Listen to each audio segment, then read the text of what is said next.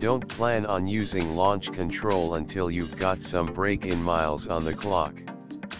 At this point you probably know the basics of the Jeep Cherokee Trackhawk, Hellcat engine crammed inside a Grand Cherokee engine bay like stuffing in a turkey. But surely it's not as simple as just dropping in a beefier engine, right? I sat down with Daryl Smith, Director of SRT Engineering, and Paul Macchios, Trackhawk Vehicle Integration Manager, to learn more about what makes the supercharged SUV tick. 1. You can't use launch control until you've broken in the engine. There's a big, extremely tempting launch button on the center console, but it won't work until the odometer has passed 500 miles. That seems like a pretty sensible move, given that any new car needs to be driven gently for a few hundred miles. Then again, it's not as if that Hellcat engine is brand new when the car leaves the lot.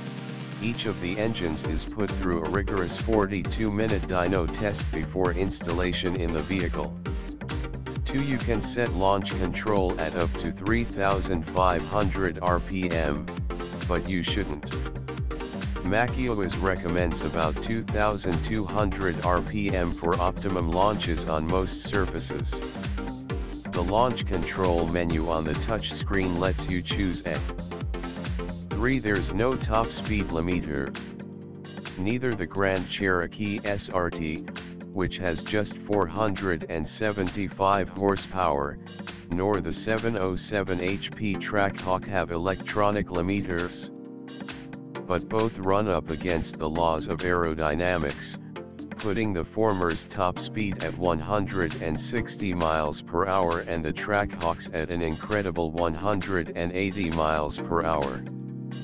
For reference, the more aerodynamic Charger Hellcat can hit 204 miles per hour and the Challenger Hellcat will run up to 199 miles per hour. 4. Blame the exhaust for the loss of 5 pound-feet of torque.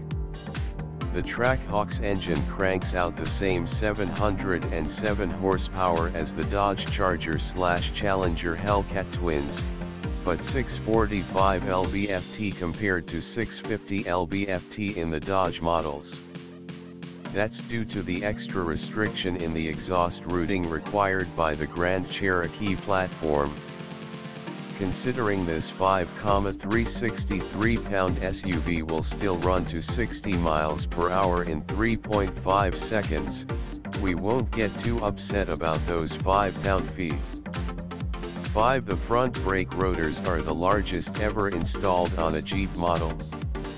Not the largest on any Fiat Chrysler automobiles product. Heavy-duty trucks need big brakes, but the biggest on a Jeep. They're 15.75-inch rotors up front, versus 15.0-inch ones in the Grand Cherokee SRT. The upsizing was necessary to accommodate the thermal load of stopping from the Trackhawk's 180 miles per hour terminal velocity, says Macchios. 7. Active noise cancellation comes standard. It's used to reduce unpleasant sounds and thus has a different profile in every driving mode. In tow, for instance, it helps reduce droning or lugging sounds, while track and sport sound the raciest. 8. The entire driveline has been toughened compared to the Grand Cherokee SRT. For starters, the Trackhawk uses ZF's 8HP95 automatic transmission, which is an all-wheel drive version of the 8HP90 used by the Dodge Hellcats. Its half shafts are bigger and tougher, and the Magna all-wheel drive system has also been upgraded. 9. Track mode is where the fun happens. Specifically, it's the only driving mode in which you can fully disable the stability control. Track also dials up the most aggressive settings for the Bilstein adaptive dampers, engine, and transmission, and power steering, and sets the AWD system to a 30-70 front-rear power split. 10 no aerodynamic upgrades were needed.